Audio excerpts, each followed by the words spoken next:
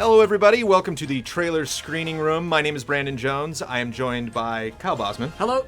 And Daniel Bloodworth, who's filling in for Ryan Stevens this week. Hey. And if you got 20 or so minutes, let's all go to the trailers. It's another week, another batch of trailers. I gotta say, I'm addicted. I found out when we first started doing the show, I would look on the site and I would download videos from the site. But I found our depository of rendered media on our Xsan. And it's great. Every morning I just jump in there and I can just grab quick times right out of it and screen stuff immediately. Because of this easy access to trailers, I found a bunch of stuff that we should watch this week. Kind of a slow week for trailers. Been kind of a slow month or two for video games in general. But I don't know, man. Wednesday was nuts. Wednesday was nuts for trailers? Wednesday. What was your favorite trailer on Wednesday? I mean, it wasn't just trailers. It was just like everything. But that's when Watch Dogs came out, yeah? Yeah, Watch Dogs. Yeah, they had that 9-minute gameplay walkthrough. As well as our preview, and then yeah, lots of things cool. Like, well, that's what's just flooded. That's what's tricky about walkthroughs is sometimes those aren't. We had a great Evolve had a great gameplay footage this week, but not necessarily a trailer, just like extended gameplay. So it's always kind of a fine line. I always find when there's trailers like ESRB at the beginning and then trailer and then like pre-order information at the end, like then that's a trailer. Or if it's literally just wall-to-wall gameplay, like that's probably a gameplay clip. So kind of tough to make that distinction. I do have 3 trailers. We're going to watch them. Let's get started on the first one, which is finally a look at Dragon Age, which I dearly loved the first 2 games. I thought the story in the first Dragon Age was great, but the gameplay was kind of lacking, and then they completely reversed that for the second game. This shot, the burning face shot, it looks a little goofy to me. Yeah, not a fan of of burning. Takes me out of the First of all, I feel like this first few shots are trying to evoke the Dark Souls feel, and then to have that followed up by this like goofy, googly-eyed burning face. Well, it's all in gameplay, and it definitely looks good, but it definitely looks like gameplay. So we're not looking at a real burning skeleton, but a video game burning skeleton. You excited about Dragon Age at all, Kyle? I think the faces are an improvement. I think they look better than what we've seen from Dragon Age and Mass Effect. You know, they're more convincing people, which I think will help the game for sure. And they show off a lot of their effects, a lot of like their little particle effects and spells. Just, you know, they want to advertise next gen. They want to get that across. And I think that in some of these environments totally does. Yeah, I mean, this game looks way better than I'd expect it to look, just from an artistic perspective. The dwarf guy that they show, I mean, he looks like a relatable Han Solo rogue type character. You know what I mean? Like, and so much of past Dragon Age games, people felt a little stiff. So definitely more interested in this from artistic perspective than I have ever been in a Dragon Age game. Definitely looks like the franchise is opening up. I remember one of the complaints people had in Dragon Age 2 was that you're just kind of warping to different districts and hallways and stuff, and you didn't really get these kind of wide open vistas that people love to explore in games. It seems like a lot of RPGs are kind of going in that direction. The Witcher's much more open for the third installment. Yeah, I mean, I think that they're moving more and more towards their dream for The Witcher. But yeah, the other thing about this though, even though I said all that about the artistic perspective, I can't dig the main guy's helmet. Bugs the heck out of me. Hold on, what do you dislike about it? These wings coming down in front of his face, it just looks so goofy. I think it looks cool. It's a dragon helmet. I've seen weirder stuff in Warcraft for sure. I don't know. Yeah, it's hard for me to take him seriously. Anytime he looks at me, it's like, okay. But that is you, right? I assume that's actually the player. Yes. And even though we revisit some characters, she's from previous games. The hunter, the rifleman is from previous games. The dwarf. Yeah, you were brand new, which I guess is the way that Dragon Age does things. Like, you've come out of nowhere. You are suddenly, even though we've never talked about you at all through 2 whole games, you are suddenly the coolest person in the world. Which is kind of a bummer. Mass Effect has that like tie to Commander Shepard, where it is a little rough for a third game, to kind of revisit this world, but yet you're playing a person that you've never heard of before. There's definitely that divide in RPGs. There's people that they want to create their own character and they define every bit about that and play this role that they create. And then there's the other side of it where it's like, well, your character is who your character is, and you're playing through their story, so yeah, 2 very different perspectives on how RPGs, should be done at their core. I would give it an 8. What do you think, Kyle? I want to give it a really high score. I want to give it like a 9, but I'm going to deduct 0.5 points for pre-order now to get the Flames of the Inquisition pack. Without even describing what Flames of the Inquisition pack is. That too. Yeah, I feel like if that's gotta be in there, like, don't put it on there with your title. Give the title that beat to, like, just be on its own, and then you can do your stupid crap afterwards. Respect your game. That beat, I think, is very important. A lot of trailers are very abrupt. I hate it when music just kind of fades out. It's like, end the song. For God's sake, come on. Like, you got someone to write music for your trailer. Like, have them end it. Yeah, well, actually, I felt like this had a couple of weird transitions in that, too, that, like, they shift momentum kind of jarringly. So I would probably be more 7.8 or something like that, a little lower. Well, I'll say for something like that, put a period at the end of that. 7.8. Lock it in. And yours was 8.5, just for clarity? Yeah. Would have been a 9 without that pre-order. Because I'm successfully hyped for this game. I think it looks great. It almost seems like the pre-order text is like the subtitle of Inquisition. It's like Dragon Age Inquisition pre-order. Some of this stuff, saying that it's in-game, I'm not entirely sold on. Blood. Yeah. Getting controversial. I want to see this thing in action. I'm not entirely sold that this is what it's going to look like when I'm playing it. So. Well, there's one way to find out. We'll see when the game comes out. Close your eyes, you'll be here soon. And now to fill in the wacky trailer category, Omori, is that how you pronounce this? Yeah. Omori? What's the emphasis on? Omori or Omori? I mean, technically there shouldn't be any emphasis. It would all be pretty much so. Omori. Yeah. Okay, Omori. Yeah, this is wacky and I love it. I kind of went through a mental process with this trailer this week. For those of you that aren't familiar with this is a trailer for a Kickstarter for an RPG that is blowing up. I think already met its marker or whatever you call it, and is blowing past it. Certainly got a lot of popularity very quickly, and is a very bizarre trailer. And I liked it and appreciated it for being weird, but there was that part of my brain that still wanted to figure out, okay, how does this game work? What is this game going to be? Why did they sell it this way? Is that the socks? Like, does any of this have any kind of like secret meaning? Right. And now at the end of the week, after I've seen it several times, I just don't care anymore. I think it's a really fun trailer. I don't need it to be anything more than what it is. But I was initially very perplexed. What do you think, Kyle? This is one of my favorite trailers we've ever talked about on the show. Just in how different it is. This is, it's evocative. It's like, hey, whoa, there are interesting things going on.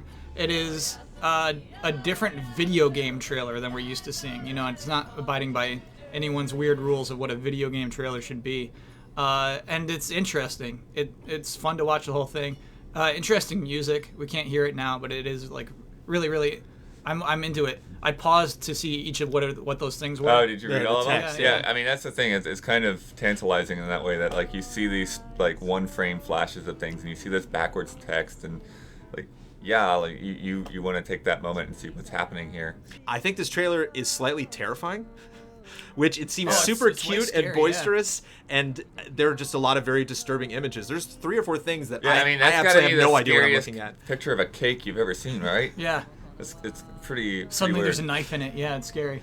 I also think it's interesting like, as you were talking about the pronunciation at the beginning, like the vocals in this, like, it's clearly not like a Japanese person singing these vocals. It's clearly like somebody that is getting to know Japanese and not, not necessarily pronouncing it wrong, but you hear their accent very clearly. That's funny. They're certainly not accomplished singers. They're all kind of just like shouting the song. Yeah. Sounds like a bunch of people like drunk at a bar, just like singing about their favorite game. Do we need gameplay? Could this trailer have been done for any Japanese game ever made? Oh, whoa, no way. What do you mean? No, I feel like I've definitely seen Japanese games with these kind of trailers, like Discipline.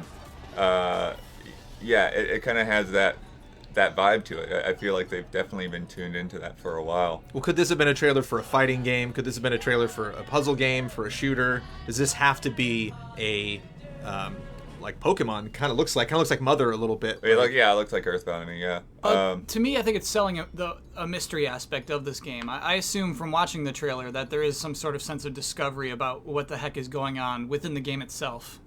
Not just with the trailer. What the heck is going on with this trailer? What the heck is going on with this game? And I think that's the purpose of this. Yeah, to me it feels like there's a very, and that fits in with the vocals as well. There's a very personal angle to this. There's a sense of, somebody feels out of place and is struggling to deal with life. Like here he's blue and everyone else is pink. And then at some point he kind of changes colors. That's kind of waiting for the birthday cake to blow out and die and melt. I think I definitely get a vibe of like life is good, but sometimes life can just kind of be super happy and blow past you while you're not really in tune with everyone else. And then where are you then? Like what does that mean? I'm thinking like a 9.3 or like a 9.4. But it's like, what does that 0.6 mean? Like, what am I really criticizing? I don't want to give it a 10 because I don't think this is a perfect trailer because I had some issues with it when I first saw it. But I don't really know. I don't know what to make of this thing. Maybe that's what Omori means in Japanese, is what the heck is going on. Always go with your gut. I mean, you don't have to always justify a score. Then 9.4. All trailers should try to grab people like this and make them think, what's happening? What am I looking at? I have to play this game just to solve that, so I'll stop having nightmares about it. 9.1. For a lot of the same reasons, I don't know why it's a 9.1 and not higher, because it is one of my favorite trailers, but it's not like the best trailer. Do you know? It is, there are better trailers out there, but this is so good, so interesting. Ever since we started the show, I always make note when someone comes into my office and says, "Ooh, have you seen this?" Right. It's like, oh, okay. This is definitely one that people were passing around. Like, I saw that thumbnail around a lot. But Ryan Stevens was the first one to make sure that I did not miss this trailer. What is your score, Mr. Bloodworth? I'll go with a 9, I guess, yeah.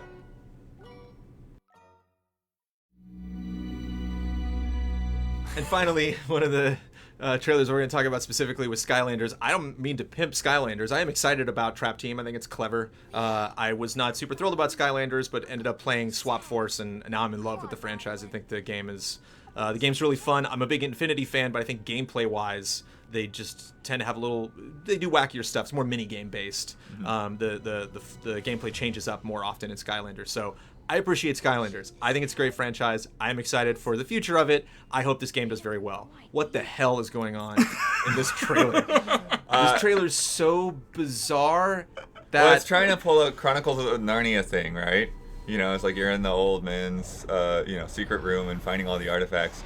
But I think the thing that Traptanium portal does not project. I love the little safety things in the corner, because we talked about that previously on the show. The thing that kicks me out of it is that these kids don't know what Skylanders are. Mm-hmm. They find a bunch of Skylanders and they're like, what are these?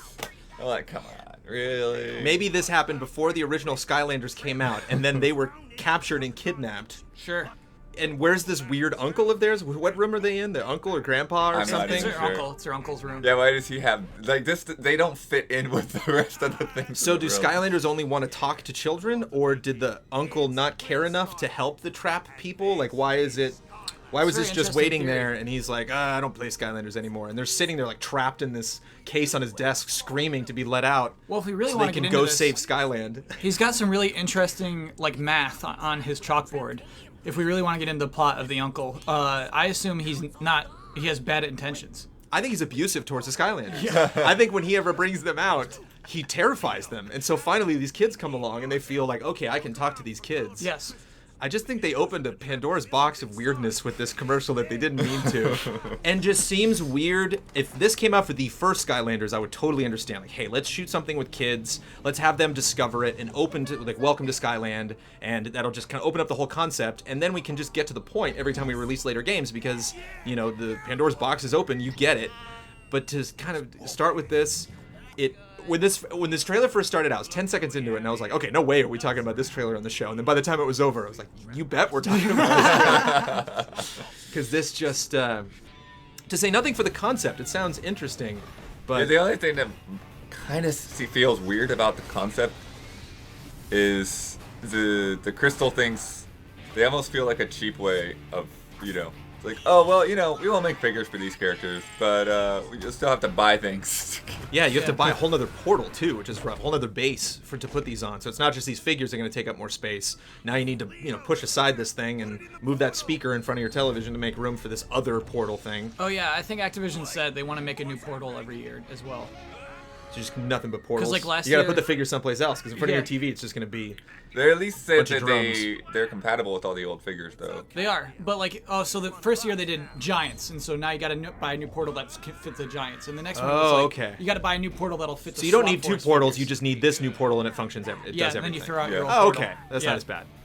just thinking of like stacking all your guitars from Rock Band in the corner of your room. But I think Blood had a good point. I mean, look how cool Wolfgang is. I want that figure. I don't want him in a crystal. Like, want to have that guy. Skylanders is cool. You can sell Skylanders very well, but talk to us. We don't need these weird intermediary kids. this event that's taking place in Skyland. Let's just cut to that. Let's just all of a sudden one day in Skyland, there's a weird explosion or some seismic event or some big windstorm that came through and knocked the Skylanders or these trap team guys out of their prison or whatever.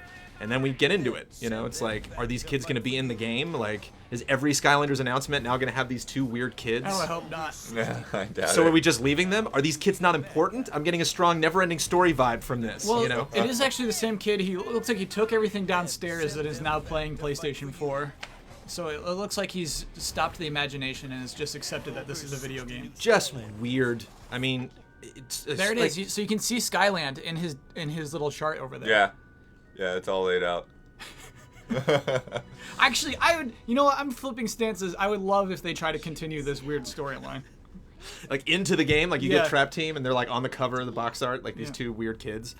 Also, lots of money was spent on this. We had to hire these two kids. We had to write this script. We had to do this compositing shot of not only the animation, but the animation in with the live action. Why on earth spend all of that money when you can just animate it? Like, when you can just go straight to the stuff. Like, why do you feel this desperate need to, like, connect it back to the kids? Like, the kids already love it, and they're not going to love it because other kids are, oh, wow, look at the look on his face when he holds that thing in his hands. I want to hold that. It's like, just show the thing. And to have all the little excerpts at the bottom are just hilarious. Like, I love when he opens up all of the things. Is it these? And like all the multicolored things that light up. Does not light up. Like, why have them light up then? Why even, distract kids with anything that could possibly be less than what they would want this to be? So much work for something that I don't think. This is a 4. I mean, this is just weird. Dude. Especially for the announcement, it just off on the wrong foot here. So you know what? It's like and I am excited, which is bizarre. I'm giving it a low score, but I am excited for the game. That's not bizarre. No, we're writing trailers here. Actually, I like it. I think the purpose of showing kids is having them go, whoa, and then like. It's like, it's the dumb little Spielberg effect where you see someone else having this reaction to this thing, that you sort of have this reaction to this thing. They want kids to be enamored by the magic of Skylanders more than just, oh, you're playing a video game. They want it to be something more. So I get that. 7.5. I think it pulls off what it's trying to do, but it's still real dumb. I guess I'll go kind of in between there. I'll probably give it like a 6. I think like the whole live action concept and everything is kind of dumb, but at the same time, they do kind of sell me on the idea of like, just that mechanic of like trapping a character seems fun. So I think by the end of the trailer, it still sort of wins you over, even if you're not that into Skylanders. So.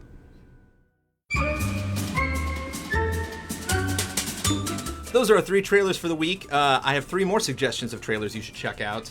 Lords of the Fallen got a trailer that we gave a massive 4. That, speaking of something that's trying to imitate Dark Souls, just kind of like sets up this battle, And well, it's really interesting to see them like actually like repeat as like the characters retrying, but you don't have any kind of like HUD or anything on the screen. It's as if the character is doing it himself. And kind of speaks to the difficulty of the game. It's kind of like a game being like, we're super tough, And so they got to put their money where their mouth is. Curious to see if that game gets any traction. Mr. Bloodworth brought a new Project Cars trailer to my attention. Was there anything specific you wanted to say about that? Well, I think it's interesting, because car trailers, there's only so much you can show, but it's interesting to see the beats of how that plays out in terms of the drama with the music and everything. It's like you start off with all these like static cars just sitting there and like sweeping around looking at the cars themselves, and then they start racing and you see all these different shots of them racing, and then they do the slow-mo thing, and then they go back to racing again, and then boom, logo, release date. So I love that. I love a good long sweeping camera shot over a car driving fast out in the mountains somewhere. Like Gran Turismo has always been really good for that. And Rise of the Incarnate's got a very weird trailer. Definitely seems like a big announcement, and there is a lot of fun and to be had and personality that you can get from the trailer. But I think the trailer makes a crucial mistake, which is they show gameplay from the exact scene that they're showing in CG. So you have this like direct comparison to be like, oh, the game doesn't look as good as that. Whereas if you had CG to show something just kind of random or abstract, or the characters in a different environment, and then jump to kind of a different style of gameplay, the transition will be a little less obvious or yeah. Well, the disruptive. other thing that bugs me too is that it opens so seriously. you know, so condescending to humanity. And then it feels kind of goofy by the end. So there's just like this disconnect. It's kind of like Sunset Overdrive. You know, is that what that game's called? There's a game called that. I don't know which game. What's the shooter game that? It just kind of seems like that doesn't take itself seriously. So it's weird for Rise of Incarnates. It also makes me think of Rise of the Imperfects, that crappy EA Marvel game. Same name. So, yeah. This game to me looks like a game no one actually wanted to make. That's what it feels like. It's like, who told you to make this? Who told you? Yeah. Give me their number. I want to call them, make them responsible. Omori sounds like the trailer of the week, folks. It's kind of bizarre. Yeah. Bizarre. I know it's bizarre. That's what I'm gonna use that word.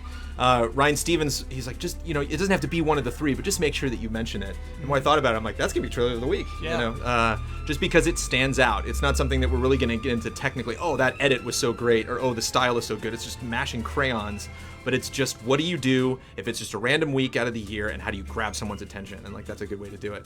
So if you haven't checked out that trailer, please do. And if you want some more, let's all go to the trailers. Stay tuned after the break. We're going to play a couple of ads because that's how we do things on GT. But then we are going to watch a trailer in its entirety. So if you want to check that out, you can check it out after the break. If you're sick of us and you want to check out other videos on GT, then you can do so. Thank you very much, Mr. Bloodworth. Yeah. Thank you very much, Mr. Bosman. No problem. And thank you guys for tuning in. We will see you next week.